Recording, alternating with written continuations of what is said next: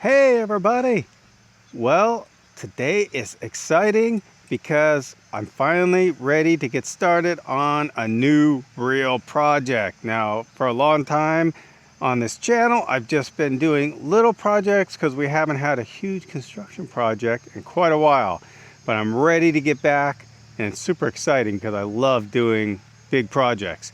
We're Douglas and Esperanza, and we decided to leave our lives in the US and move to magical Loreto, Mexico, where we built our boutique resort Pufferfish Villas from the ground up and work running it and saving to expand in the future.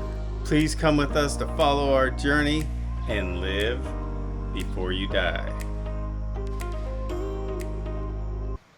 So for those of you who are new to the channel, I'll give you a little bit of a history on what's going on here.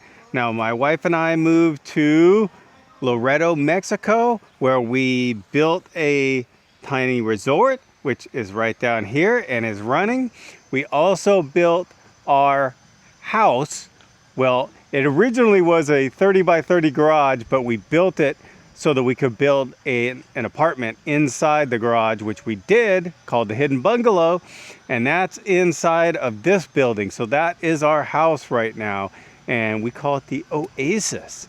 Now, before we moved into the Oasis, we lived in our trailer, which is right here.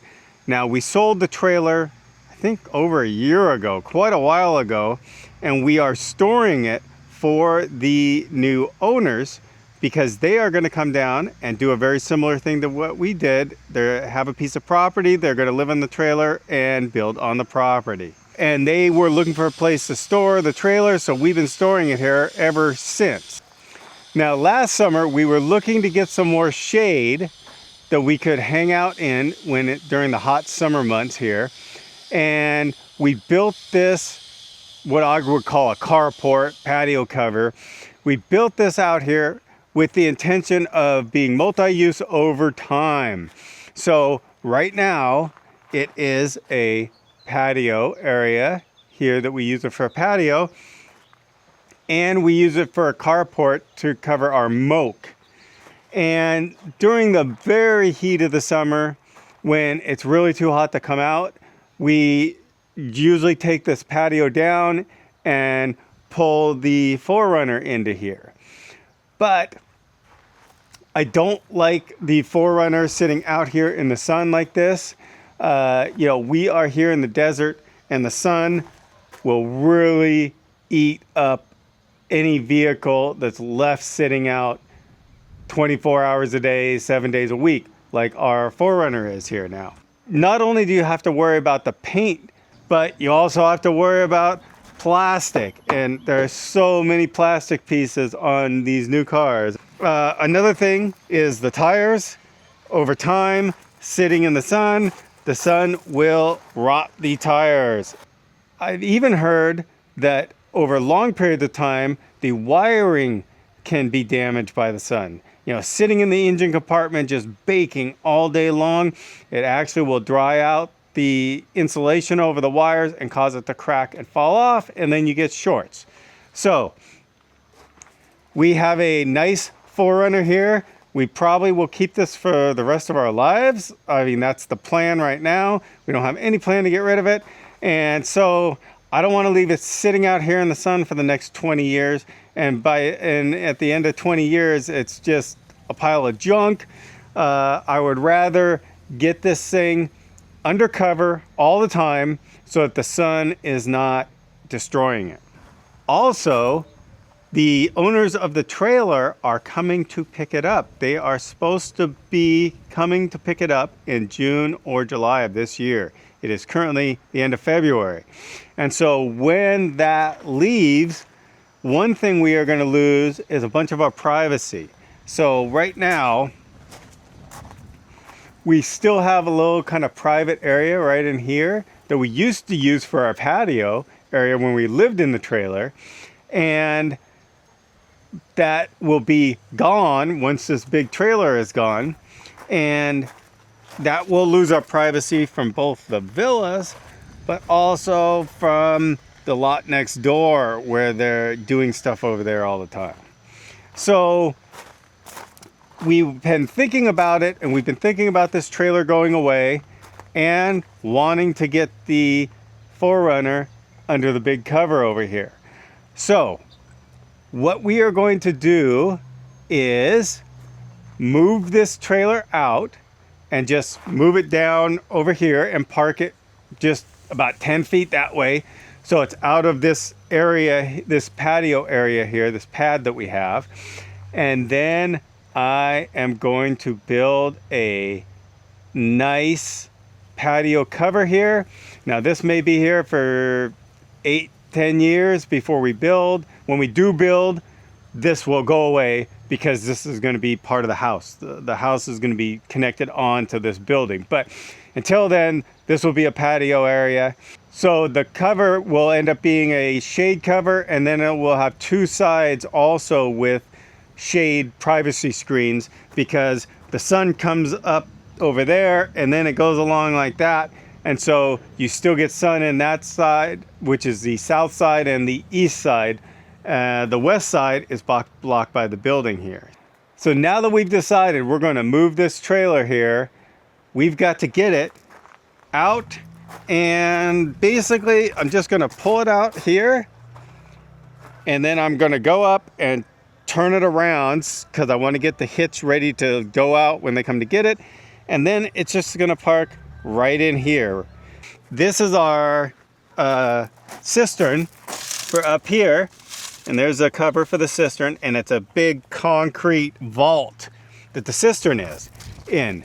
Now, if you let that concrete vault get really hot during the summer, it actually heats up the water quite a bit. So I built this very ramshackle palapa cover here over the vault, and that keeps the sun from getting on the concrete, and it makes a huge difference in the water temperature. That water temperature is probably at least 20 degrees lower by having this shade on it, as opposed to just having the sun hitting this concrete. So we want to keep this, but this is in the way of the moving this trailer. So you can see here, here's the hitch side of the trailer, and this junk is in the way. I'm not going to even be able to get the vehicle in here to move it, but all I have to do is, because the corner of the vault is way back here.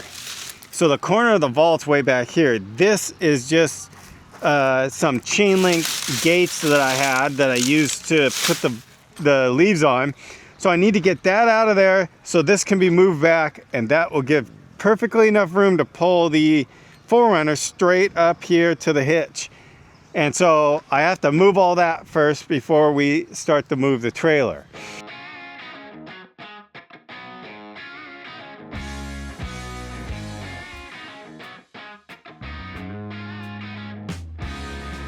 I got this sloped down a little bit more, be a little bit easier on the 4Runner getting up there into position. And then down here on this side, I got this ramp all sloped very nice. So we should just roll off it and right around. Next will be to pull the jacks to get ready for the 4Runner, and then we'll pull the 4Runner around, hook it up, and then we'll see how this goes. All right, got this thing in position. Now let's see how far it's going to go down, because I may have to, well, let's just see. I hope I have enough play in this, because this is going to come down on this and it's going to bring it down some. And I want to make sure I have enough play that I can actually back it up. But let's see what happens. Here we go. All right, it's up off the ground. 4Runner's not too bad. It's squatted down a little bit, but not super bad. Now the big thing will be, can I get this backed up now? I know you can do a little 4Runner. I know it can do it. Here's the moment of truth.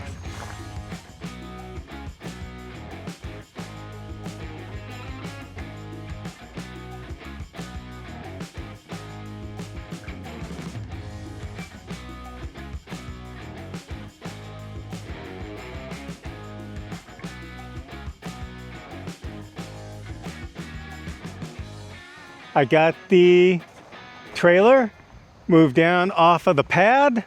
So now you can see here, we've got this whole raised pad that's level with the back of the, or this, I don't know what you'd call this, the front of the garage.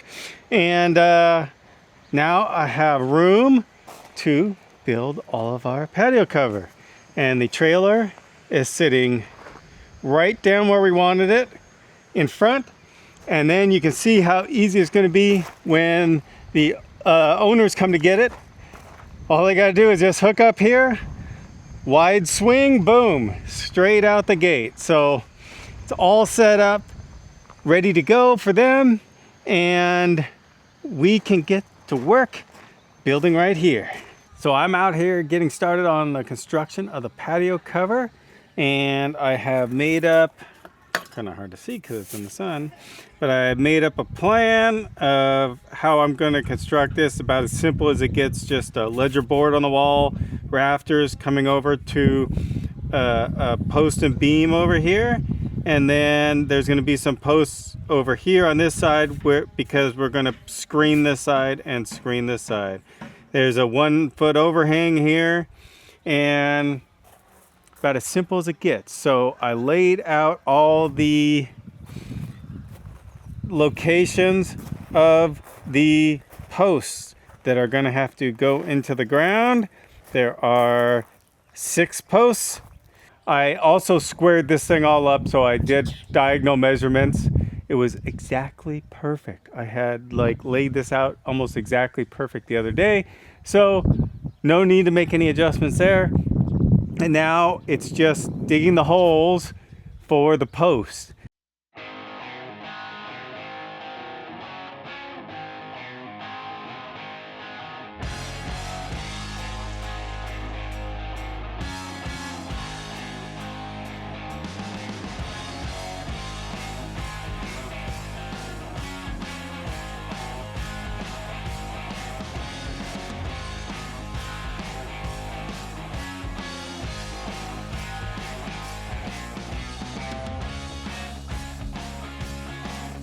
Okay, first hole is dug, and not as bad as I thought. Took about 15 minutes.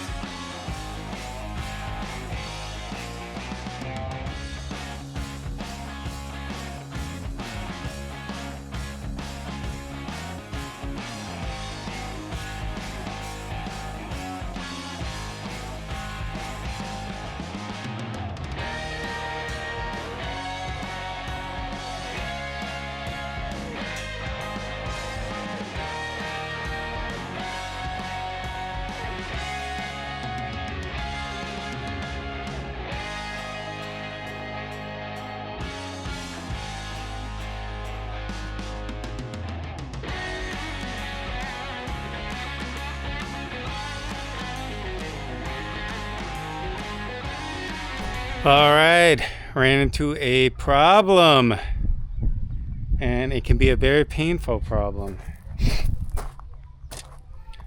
And that is, I dug into a fire ant nest.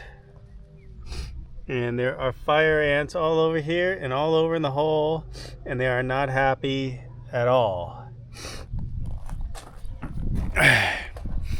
And so the last thing I want to do is stick my hand down in that hole, try to scoop dirt out, because the fire ants are going to be very mad, and they're going to crawl up my arm and bite me, sting me.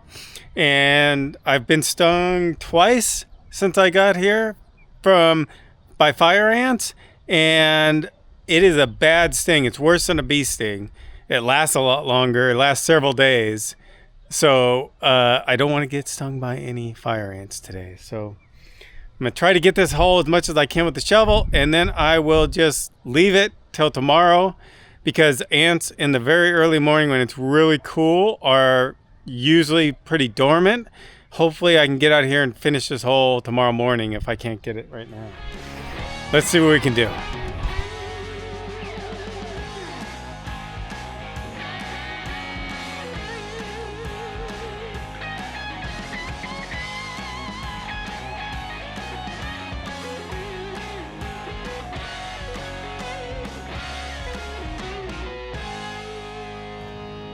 All right, it is the next morning, and as you saw yesterday, I got all the holes done.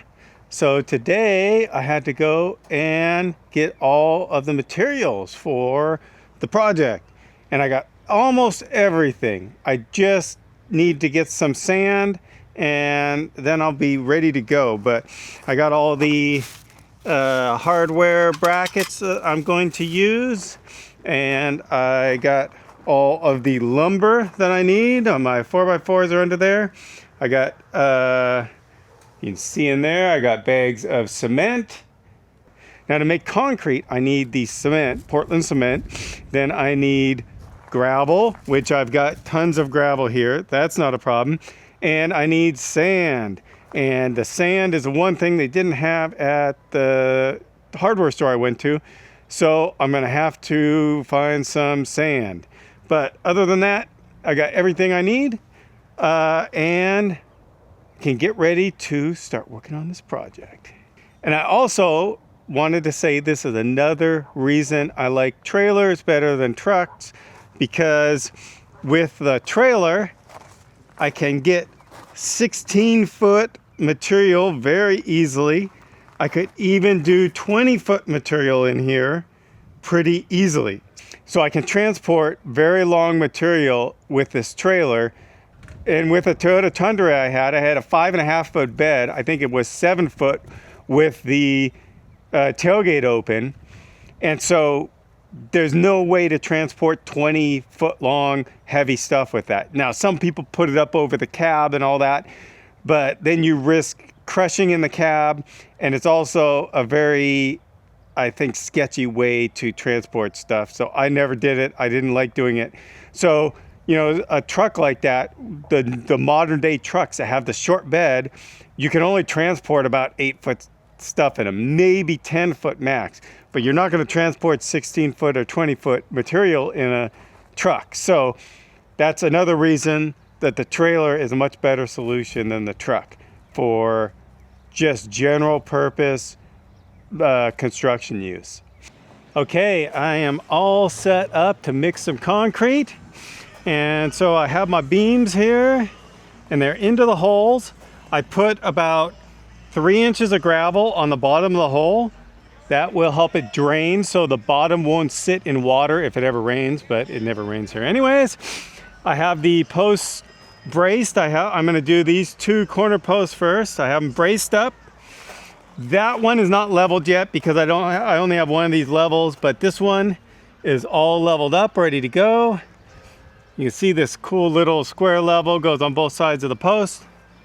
So I ended up getting a little bit too much concrete because I was using this as my unit.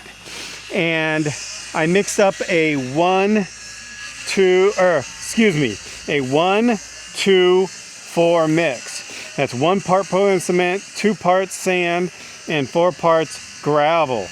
And this is kind of a general purpose mix. If you get ready mix, the general ready mix that you get 3,500 PSI, that's about the mix of it. So they don't sell ready mix here. You have to mix the concrete yourself. Not that hard. You just get the 3 components and mix them together in the right ratio for whatever strength you want. Now, I thought I was gonna have to go get some sand, but then I started looking around here because we've done construction all over and there's been piles. Like when they do the building like behind me, they bring a dump truck and dump a dump truck load of sand, a dump truck load of gravel and all that. And one of the places where they had dumped sand arena was right here. When they built that building, they dumped sand here, and there's actually still a decent sized pile of sand right here. Nice wash sand, not salty sand from the ocean. This doesn't have any salt in it, it's washed sand. I also have 2 other piles of sand, one left over from building the villas and one left over from building the laundry room. So if this sand runs out, I actually have 2 more piles of sand down there that I can get from. So I think I'm gonna be okay on the sand. And gravel, of course, I've got like pretty much infinity amount of gravel all around here. And I got 6 bags of Portland cement, which is way more than I'm gonna need, but I'm gonna keep some here because it's always nice to have some Portland cement if you want to make up some concrete and I don't have to run to the store and get it. Now these bags are hard to wrangle because in Mexico they make the bags of everything 50 kilograms. I don't know where the weight is on it. Oh, where are you? Wait, oh, there it is. Down here. 50 kilograms a bag. And 50 kilograms, like 110 pounds a bag. So in the US, they usually make concrete 60-pound bags or 90-pound bags. I always used to get to 60-pound bags because they're a lot easier to move around. But down here, all they do is 50 kilogram bags, 110 pounds. So it is difficult, not impossible for one person to do, but it is pretty heavy. So anyways, let's get some water in here. We'll mix this up with some water and then we'll pour these 2 holes and then we'll have our 2 corner posts ready to go. And then we can start putting up the other posts. One other thing I wanted to show you, I bought a hoe at the hardware store, and that's because I've mixed a lot of concrete by hand and it's a lot harder with a shovel than a hoe. And a hoe makes it way easier, especially in a wheelbarrow, to mix concrete. So I invested in a hoe. It's gonna make my life a lot easier here, mixing all this concrete up. All right, I got the mix about right here. Just about perfect. Now I'll just shovel it in the holes here and fill that up. Man, I remember how hard it is mixing concrete now. Just this one wheelbarrow got me huffing and puffing. Now I know why the Mexicans do almost all the work by hand except mixing concrete. They always have a concrete mixer because they're smart. Got both the corner posts cemented in. And this one, I had enough concrete to do the whole thing. This one over here, I am a little short. And so I left it all rough so that the other concrete will be able to attach in there when I put the second load in there. And now I'll probably get started on a couple more posts here. I don't have a lot of more 2x4s to hold these posts up. That's the only thing I'm missing. But I think I can scrounge up 4 more and at least do these 2 posts. And then I'll just have 2 left to do. And maybe I'll be able to find some wood to brace these up. Probably. We'll see.